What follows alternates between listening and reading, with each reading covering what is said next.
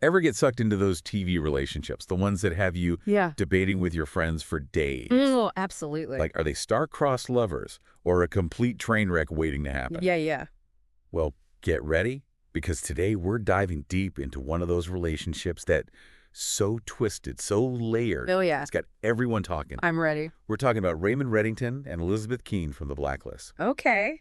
And lucky for us, one of you listeners sent in a fantastic analysis from the Inside the Criminal Mind podcast that we're going to unpack together. This will be good. So strap in, because things are about to get complicated. We're talking secret pasts, questionable motives, and enough twists and turns to make your head spin. Right. But first, let's set the stage. The whole Reddington and Liz saga starts with a bang, right? This guy, this criminal mastermind, just waltzes into the FBI and surrenders. But here's the catch. Okay. He refuses to talk to anyone except Elizabeth Keene, a profiler he supposedly has no prior connection to. What a way to start, right? I mean... It's like, talk about a power move. Exactly. It's like he's saying, I'm in charge, I make the rules. And to demand Elizabeth specifically, it just throws you for a loop right from the start. It's such a calculated move, but it also hints at something deeper. Oh, yeah. Right? Definitely. Because why her? What is it about Elizabeth Keene that makes her the key to this whole thing? Well, and that's what had the Inside the Criminal Mind folks immediately hooked. Oh, me too. Like everyone else. They jumped to that father-daughter theory. That kid's got to be family, right? Right, and it makes sense on the surface, doesn't it? I mean, this guy inserts himself into her life. Completely. Becomes her protector. Almost like an overprotective dad. Right, like he's always there to swoop in and save the day whenever Elizabeth's in trouble. Exactly. But the question is, are those protective instincts genuine? Or is it all part of some bigger game he's playing? Ooh, okay, so you're saying even if he cares about her, that doesn't mean he's not manipulating her. Exactly. Ooh, that is a good point, because it's like he's deciding what's best for her without even asking. Right. Which, honestly, can be just as controlling as any lie. Absolutely. It's that whole I'm doing this for your own good routine that rarely ends well, does it? Never ends well. Never. And that's where things get really complicated. Because on one hand, you see Reddington risking everything to keep Elizabeth safe. He's saving her from assassins, conspiracies, you name it. Yeah, he's like her own personal superhero. Right. But then on the other hand, he's often the one dragging her into those dangerous situations in the first place. It's like he can't resist a good dramatic rescue. Right. And speaking of drama, we can't forget about all the secrets Reddington keeps from Elizabeth.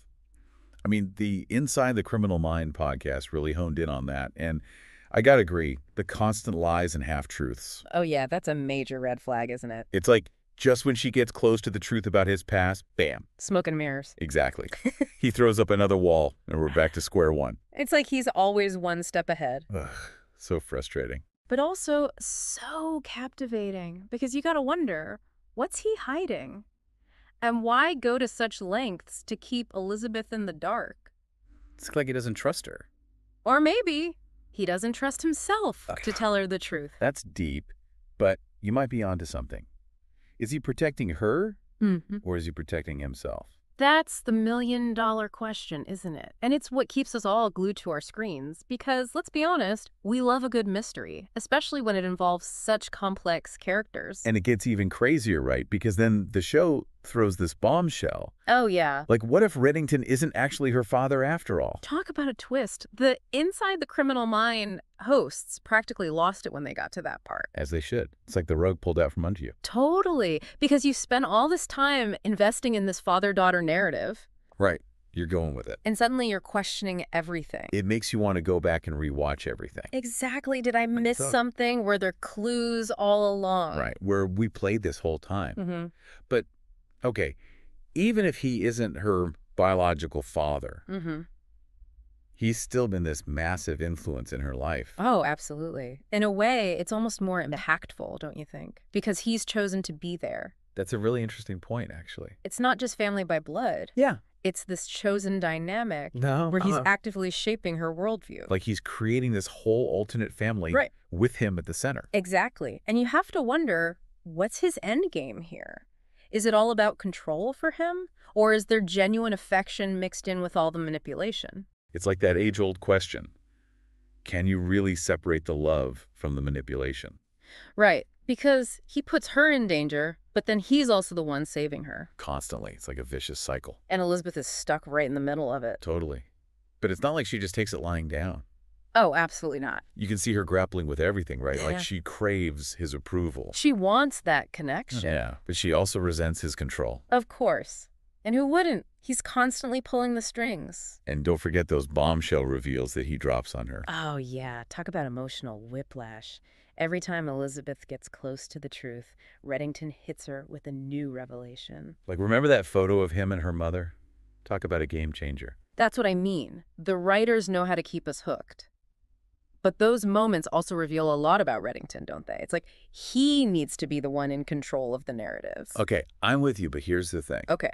There are those moments Okay. where he seems genuinely invested in Elizabeth's well-being, like putting himself on the line for her. Yeah, when he rescued her from Berlin. Exactly. Yeah. So how do we reconcile those moments with all the manipulation?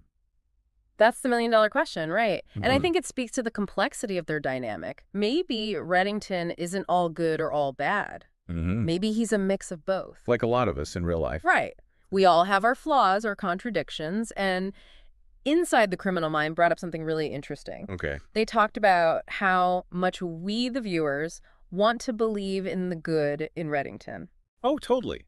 We're rooting for him, even when he's being shady. Because we want that father-daughter bond to be real. We want him to be redeemed. It's like we're looking for evidence to support that idea, Even when the show throws us curveballs.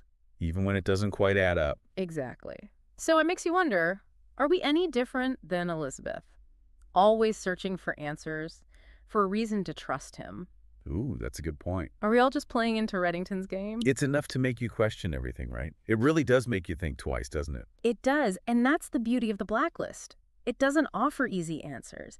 It makes us confront these gray areas, these blurred lines between right and wrong. And speaking of gray areas, before we wrap things up, any final thoughts on what makes the Reddington and Liz dynamic so captivating? The Inside the Criminal Mind podcast really emphasized that push and pull. You know, it's like we're all searching for those glimmers of hope, those moments where Reddington shows genuine affection for Elizabeth.